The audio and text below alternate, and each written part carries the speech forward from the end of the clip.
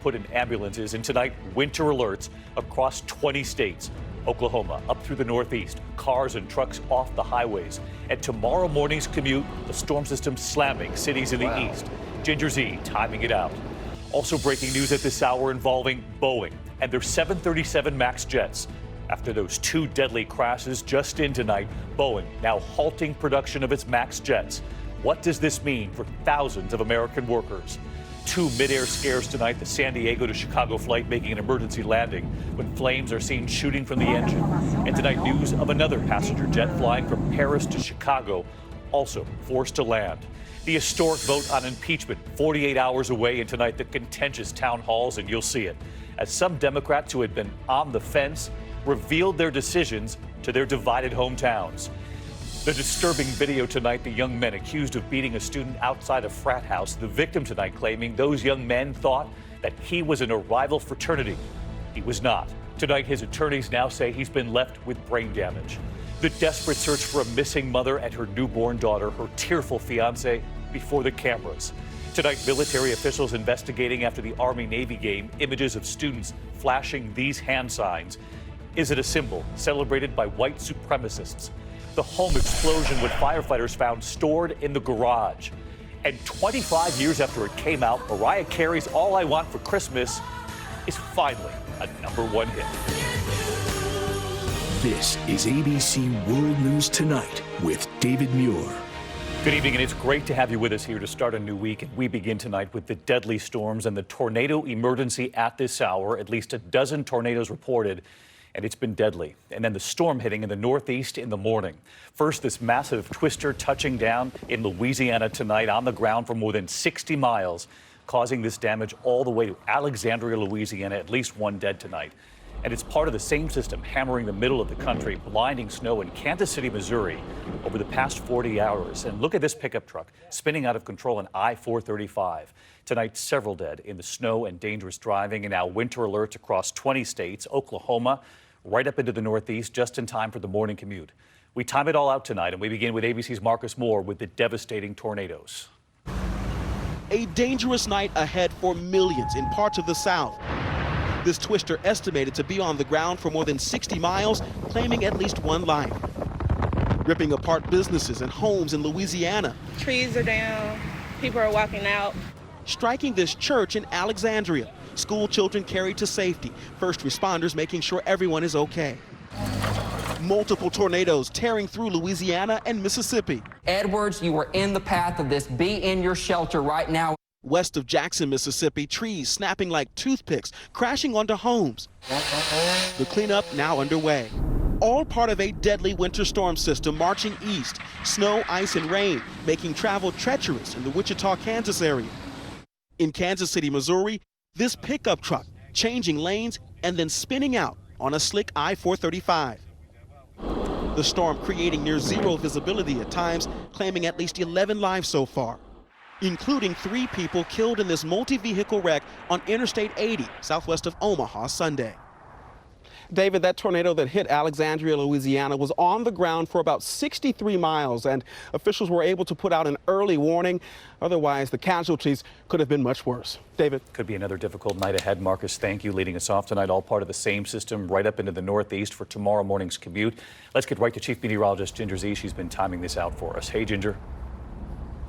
Hey, David, at least 17 reported tornadoes now on the southern side of the same system that's going to bring us ice and snow throughout the Northeast by tomorrow. Let's go ahead and track it all for you. There are tornado watches that just got extended to include parts of south central Tennessee, including I-65 down to Birmingham, Tuscaloosa. You're in there too. That goes until 11 p.m. tonight. So still a dangerous couple of hours in the deep south and Dixie Alley. And look at this, the snow, more than 4 inches reported in Indianapolis already, and still going back to St. Louis into Ohio. That's tonight, but by tomorrow it all slides east, and that's why we've got those warnings and advisories from Missouri right through Rhode Island and Connecticut. Tomorrow morning, we stopped at David right at 7 a.m. That ice is just north of New York City, so freezing rain if you're in Rockland or Westchester counties to the north. If you are in Connecticut, Rhode Island, you're right along that line. Boston will end up with a couple of inches of snow in the worst possible timing. David? All right, take it very slow in the morning. All right, Ginger, thank you. In the meantime, we do have breaking news on another front tonight. Boeing just announcing it will suspend production of its 737 MAX jets indefinitely. Every one of those jets grounded in March after 2 deadly crashes. And tonight, what effect will this decision now have on thousands of workers and on the U.S. economy? ABC's David Curley covers aviation.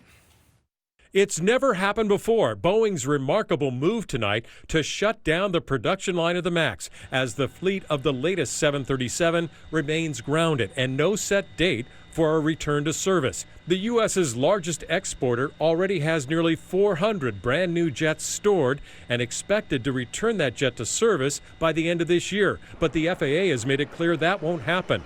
The regulator wants to learn more about the changes Boeing has made to the MAX's software after those 2 crashes, which killed nearly 350 people. Just days ago, Congress revealed an FAA document that there could have been 15 more fatal crashes if the problem was not addressed. Boeing says it has made those fixes, but the line will be shut down in January. And David Curley with us live from Washington tonight on this breaking headline. And David, we know there are 12,000 Boeing employees who work on this 737, the MAX jet. So what does the company say is going to happen to them as we move forward? Boeing says it does not have plans to furlough or lay off any of those workers. They'll be reassigned to other lines or work on 737 programs, at least for now, David, because we don't know how long this shutdown is going to last. All of this amid the concern for several months now in those MAX jets. David, thank you. And to the 2 midair scares I mentioned at the top, both were United flights, both headed to Chicago. Fuel was seen flowing out the back of this flight. This was from Paris to Chicago, forced to make an emergency landing. And another flight making an emergency landing in Albuquerque after flames were seen shooting from the engine. ABC's Gio Benitez with the images tonight. In the middle of the night, this is what some passengers saw right outside their windows. Sparks or flames shooting out of the engine. Passenger Thomas Chorney posting this video writing, "Strange to sit there and think, what if this is it?" The pilot declaring an emergency and diverting the San Diego to Chicago flight to Albuquerque. United 366, for the emergency vehicles, which engine is it? Is it number 1 or number 2? It's the number 2 right engine. The 737 with 158 people on board landed safely and got another aircraft. It was the second incident in 2 days for a United jet headed to Chicago. This 767 took off from Paris, but passengers saw something spewing from the wing. That jet diverted to England, where it was met by emergency vehicles, and mechanics found what was called a fuel seepage problem. And David, in today's incident with the sparks, United has not said what caused the problem with the engine. David? Gio Benitez tonight. Gio, thank you. We move on now to the impeachment showdown. A full House vote just 48 hours away now. And tonight, the images, the contentious town halls across this country. Democratic House members who were on the fence, revealing their decisions on impeachment in front of divided crowds. As all eyes also turn to the Senate trial that would come next. Democratic leaders now say they want witnesses. The Republican majority leader has already said, we know how this will end. Mary Bruce up on the Hill again tonight. As the House barrels towards a vote, tonight the pressure is on for moderate Democrats from districts Trump won. In Michigan, Congresswoman Elissa Slotkin got an earful from both sides. Slotkin revealing she will vote to impeach. I will be voting yes on obstruction of Congress. In Colorado, Representative Jason Crow announced he's also a yes. I'm left with no other option than to vote for the articles of impeachment this week. Congressman Jeff Van Drew of New Jersey is opposed to impeachment and now plans to switch parties and become a Republican. Most of his staff resigning at the news. The House is all but certain to impeach on Wednesday, the Judiciary Committee releasing their 658-page report saying President Trump has realized the framers' worst nightmare and warning he is engaged in a pattern of misconduct that will continue if left unchecked. In the Senate, both sides are already fighting over the trial to come. Republicans promising, quote, total coordination with the president. I am clearly made up my mind. I'm not trying to hide the fact that I have disdain for the accusations in the process, so I don't need any witnesses. Trials have witnesses. That's what trials are all about. Democrats want to hear from 4 witnesses the White House is blocked from testifying, including Acting Chief of Staff Mick Mulvaney and former Trump National Security Advisor John Bolton. If House Democrats feel that they have enough evidence to impeach without hearing from these 4 witnesses, why isn't that enough here in the Senate?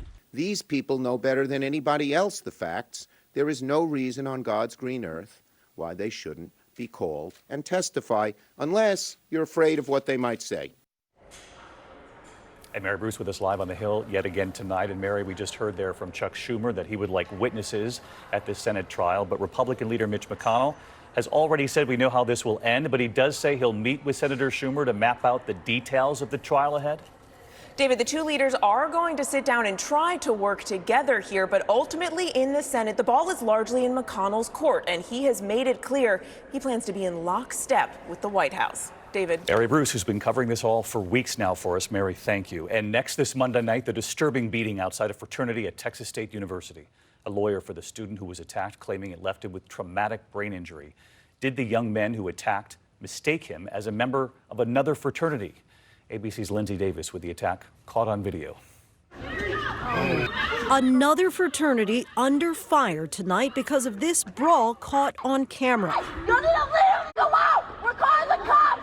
Lawyers say this video shows members or guests of Texas State University's Pi Kappa Phi fraternity attacking Nicholas Panagiotopoulos, leaving him badly injured. That's enough!